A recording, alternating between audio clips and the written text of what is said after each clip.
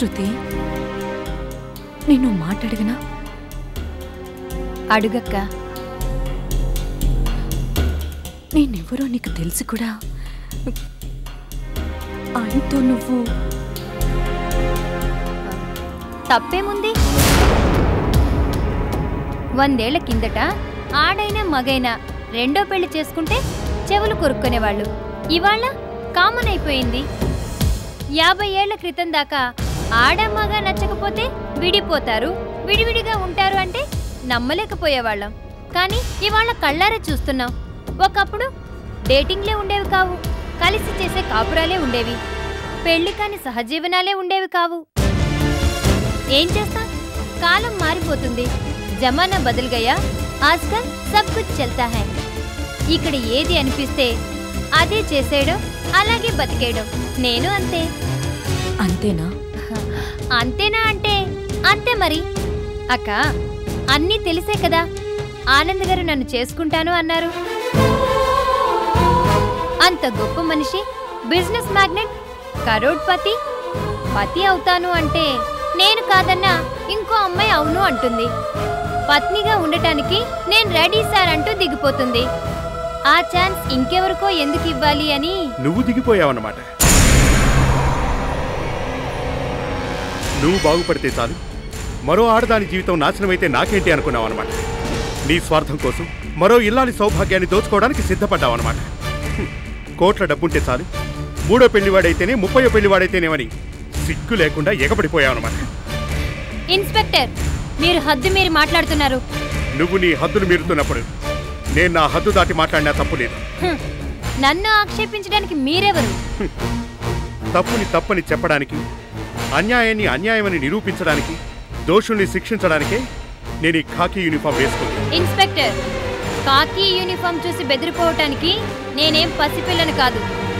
మీరు చెప్పే చట్టాలు న్యాయాలు నాకు తెలుసు. నిజంగా నేను చేస్తున్నది మీకు తప్పే అనిపిస్తే, చట్టపరంగా నన్ను దోషిగా నిరూపించగలిగితే కమాన్ ప్రూవ్ చేయండి. మొన్నీ మధ్య సుప్రీంకోర్టు తీర్పు కూడా వచ్చింది. పెళ్లి కాకుండానే సహజీవనం చేయడం తప్పే కాదని, నేరము కాదని.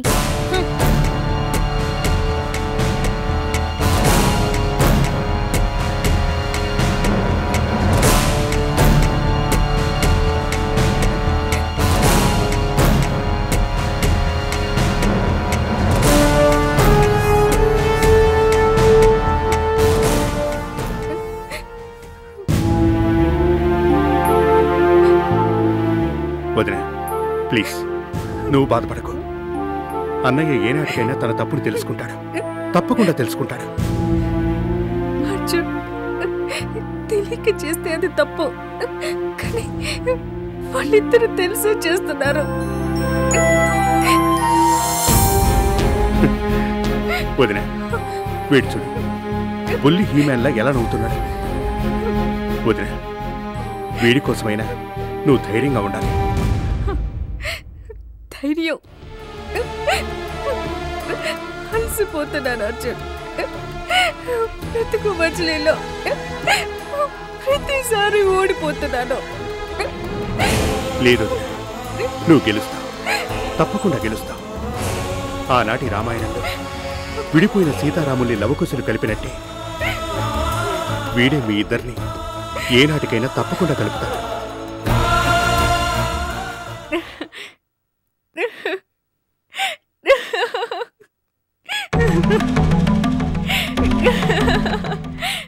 ఎందుకు ఇలా నవ్వుతున్నావు? పోల్చిన పోలికను చూసి ఆనాటి రామాయణంలో సీతారాముల్ని లవకుశలు కలపాలి అనుకున్నారు, కానీ కలపలేకపోయారు. కదా?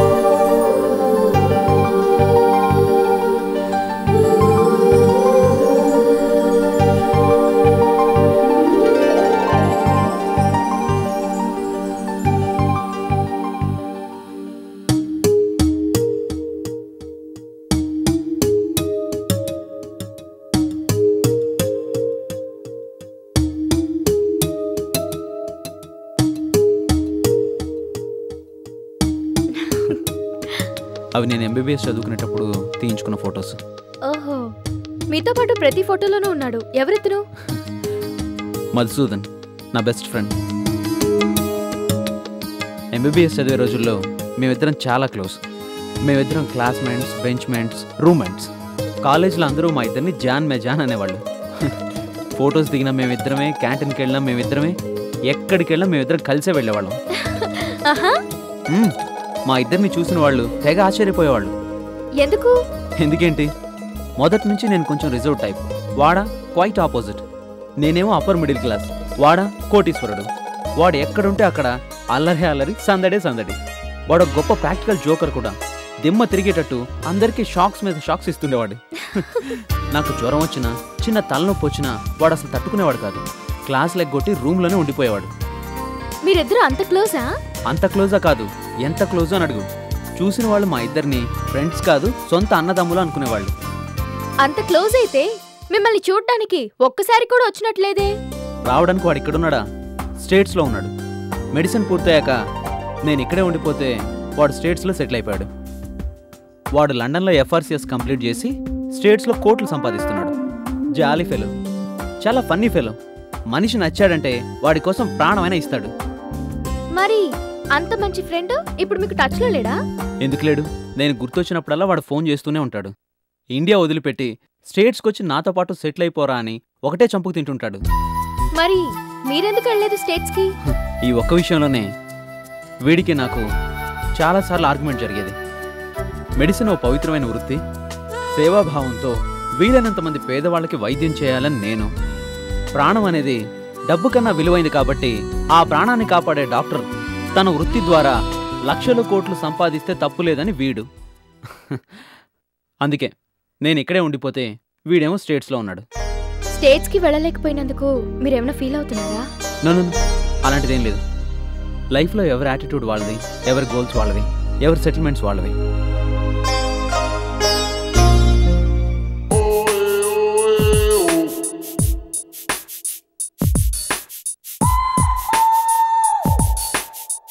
ఆహా,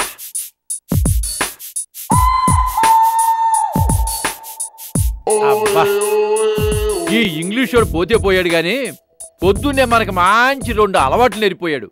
1 గరం గరం కాఫీ తాగటం, 2 గరం మసాలా దట్టించే పేపర్ చదవటం. కాఫీ ఓకే, ఈ పేపర్ వేదం ఇంకా వచ్చినట్టేడేంటి?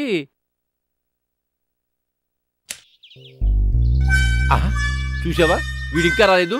వీడికి బాగా ఎక్కువైపోయింది. ఓన్లే పాపమని ఊరుకుంటే ఇవాళ పేపర్ రేపేసేలా ఉన్నాడు. చూస్తా, ఇక్కడే కాపలా కూర్చుని వాడు రాగానే 4 పట్టుకుని దులిపేస్తా. ఎవరి దారి వారిదే. లీకేజీ వ్యవహారంపై ముమ్మరమైన దర్యాప్తు. ఎవరది? ఎవరేందభయ? నేనే, కంకణాల కాశీలు కదో. కనపడతానే ఉందండి. అవును, ఈ పేపర్ నాదే కదో. ఓని బండ బడ, నీ పేపర్ ఏంది, నా పేపర్ ఏంది? ఎవడి చేతిలో ఉంటే ఆడదే కదో. ఏంటి, నా పేపర్ తీసుకుని నాకంటే ముందు చదువుతుంది చాలక స్టైల్గా కూర్చుని పైగా దబాయిస్తున్నావా? దబాయింపు ఏందయ్యా నీ గోల? నేనేమన్నా పేపర్ని మేసేస్తున్నానా? చదివేసి ఇస్తానన్నా కదో. ఊరికే రచ్చ చేయకుండా ఇందులో గరం మసాలా లాంటి వార్త ఉంది, చదువు. నువ్వు చదివావు కదా, నీ నోటితో నువ్వే చెప్పు, విని తరిస్తా. అట్టన్నావు, బాగుంది. ఈయన సత్యానంద స్వామి రాసలీల, ఒక ప్రముఖ సినిమా హీరోయిన్ తో ప్రణయ కలాపాలు, భక్తుల ఆగ్రహం, ఆశ్రమం ధ్వంసం. నీ బండబడ, ఈ జనాలున్నారు చూడబయా, గొర్రె కషాయం నమ్మినట్టు ఇలాంటి దొంగ సాములు నమ్మే నిలువురా మునిగిపోతున్నారనుకో. పోతే పోయారు గాని ఎవరో సినిమా హీరోయిన్ అన్నావు, పేరు గాని రాశాడా? పేరా? ఎవరో పారిజాతం అంటే కదో. సత్యానంద స్వామి నిజంగా ఎంత అదృష్టవంతుడో. అంతే కదో. పగలేవో భక్తి భజనలు, రాత్రేవో బావా కలాపాలు. దేనికైనా పెట్టి పుట్టాలయ్యా కాశీయా. ఎట్టా అంత మోజుగా ఉంటే నువ్వు కూడా 4 కాషాయ చొక్కాలు వరుకుని గరుడాచల స్వామిగా మారిపోరాదా? ఏదో మాట వరుస కంటే నిజం అనుకున్నావా ఏంటి? అయినా ఈ వయసులో సాధ్యం కాదులే. కడుపులో లేని మాట నోటెప్పటి నుంచి ఎట్లా వస్తుంది చెప్పు. అనుకున్నంత మాత్రాన అయిపోతారా ఏంటి? ఎందుకు అవరబ్బాయ? మా గూడూరు దగ్గర పొలాల్లో పరిగిలేరుకునే పరమేశ్వరుడు చెన్నపట్ట వెళ్ళిపోయి ఏడాది తిరిగేటప్పటికే గడ్డాలు మీసాలు పెంచాడా. ఈ బూది రేఖలు బొట్లు పెట్టుకొని పరమేశ్ బాబా అయిపోయి కొట్టు సంపాదించడా. నిజంగానే? మరి ఏమనుకున్నావు బాయ? భక్తులు, భజనలు, కానుకలు, విరాళాలు, పూలదండలు, ఎకరాల కొద్ది జాగాలు టీవీల్లో చూపించడాలు. ఒక్కసారి బాబా అయిపోయినావంటే బడా బడా బావులే నీ పాద పూజ కోసం క్యూలో నిలబడతారు కదా. ఇక పారుజాతాలు, సీతారత్నాలు చేసే ఏకాంత సేవలు చెప్పలేంటే. అబ్బా, నిజంగా నాకు అంత అదృష్టం పడితే నా సామిరంగా. ఓ నీ బడ ఆశకి అద్దుండాలి, మనిషికి సిగ్గుండాలి అంటారు. ముసలాడికి దసరా పండుగ అన్నట్టు మా గొప్పగానే ఊహించుకుని మురిసిపోతున్నావు. జాగ్రత్త, ఇదేదో బాగుందని ఇట్టటి యథవేశాలు వేసామనుకో జనం పిచ్చి కొట్టుడు కొడతారు. నీ బండపడ గాలి తీసేసావు కదయ్యా.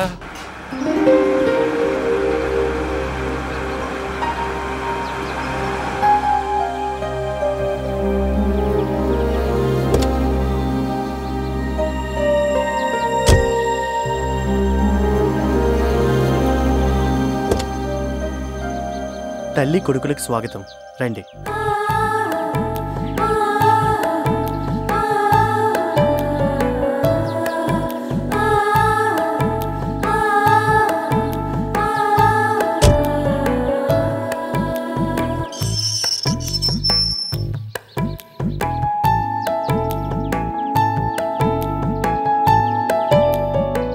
సంధ్య, ఒక్క నిమిషం ఆగు.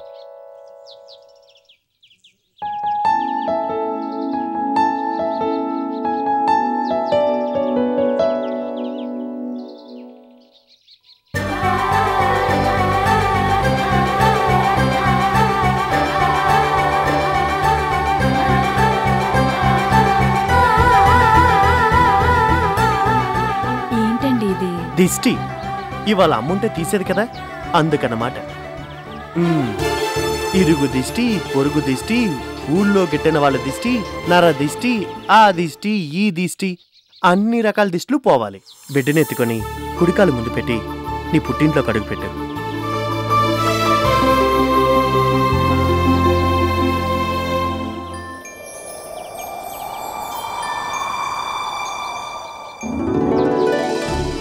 పద.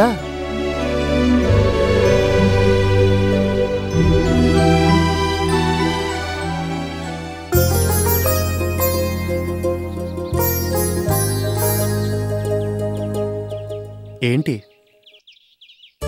మీకు నమస్కారం చేస్తున్నాడు. ఇక్కడ కాదు, లోపల అమ్మా నాన్న దగ్గర. పద.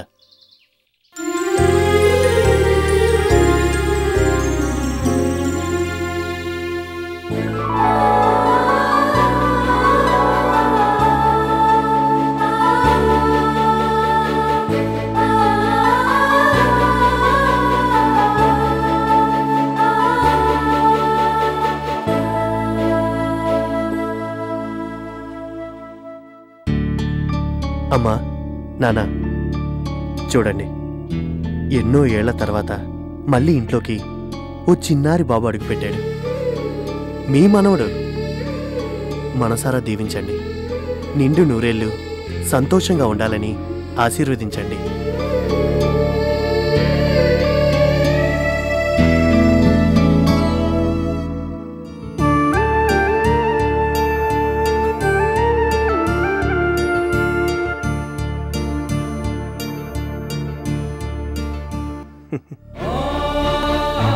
సంధ్య, ప్లీజ్ కదలకండి.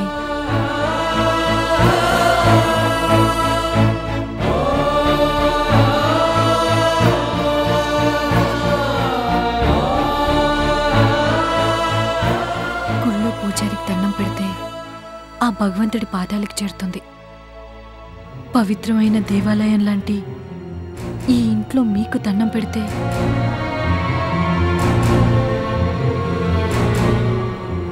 సంధ్య, ఇది నీ పుట్టిల్లు అన్నాను. ఇక్కడితో నా బాధ్యత సగం పూర్తయింది. మిగిలిన సగాన్ని ఇదిగో వీడు నెరవేరుస్తాడు. వీడి రాకతో నీ వనవాసం పూర్తయినట్టే. వీడిపై నిన్ను ఆనందని వీడే, ఈ జూనియర్ గాడే తప్పకుండా కలుపుతాడు. ఎరా హీరో, కలుపుతావు కదా?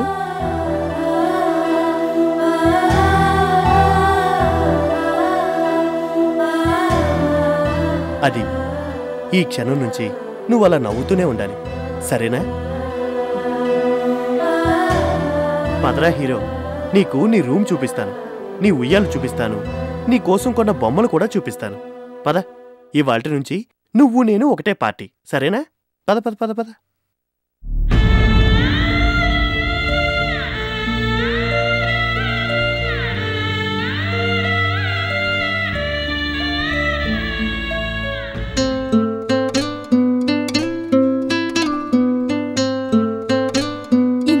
బతికి ఇంటెనకలు చచ్చింది అన్నట్టు చివరికి నా గతి ఇదిగో ఇంత గొప్పగా ఏడిసి చచ్చింది. అక్కడున్నా ఇదే పని, ఇక్కడున్నా ఇదే పని. ముప్పొద్దుల చాకరీ చేయలేక నా నడులు పడిపోతున్నాయి. ఛీ, నా బతుకు చెడా. ఎలా ఉండేదాన్ని, ఎలా అయిపోయాను. ఏ జన్మలో రుణమో ఇదిగో ఇక్కడికొచ్చి పడ్డాను. అయినా అసలు దీనికి అంతటికి కారణం ఎవరు? ఆ చుప్పనది సంధ్యత కదూ. ఏదో కర్మకాలి నా నాటకం బయటపడిందే అనుకో. ఆయన నన్ను ఇంట్లోంచి తన్ని తరిమేస్తున్నాడే అనుకో. సంధ్యత కనీసం వారించే ప్రయత్నమైనా చెయ్యాలా? తప్పండి. ఇంట్లో నుంచి పొమ్మంటే పాపం ఆడపిల్ల ఎక్కడికెళ్తుంది అని నచ్చి చెప్పాలా? ఎందుకు చెప్తుంది?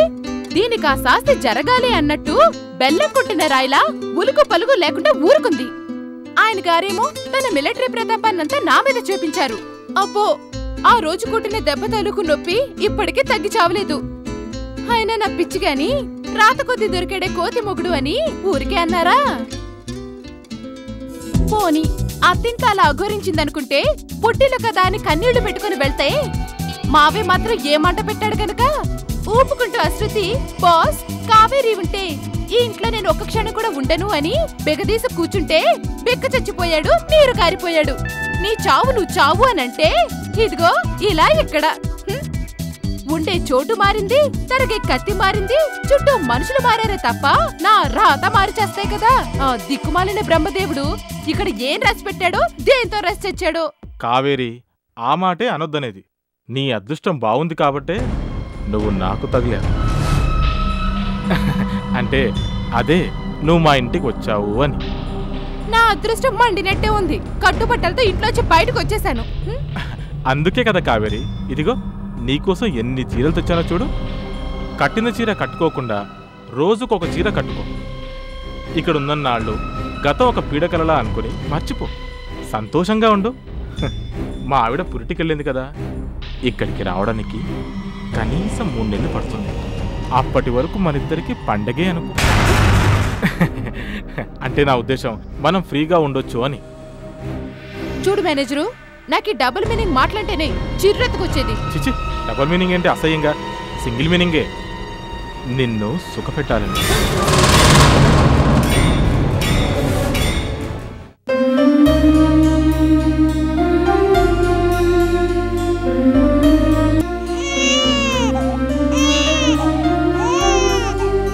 అబ్బబ్బబ్బా, ఇలా వచ్చానో లేదో అప్పుడే ఏడుపు మొదలు. వస్తున్నాను రా నాన్నా.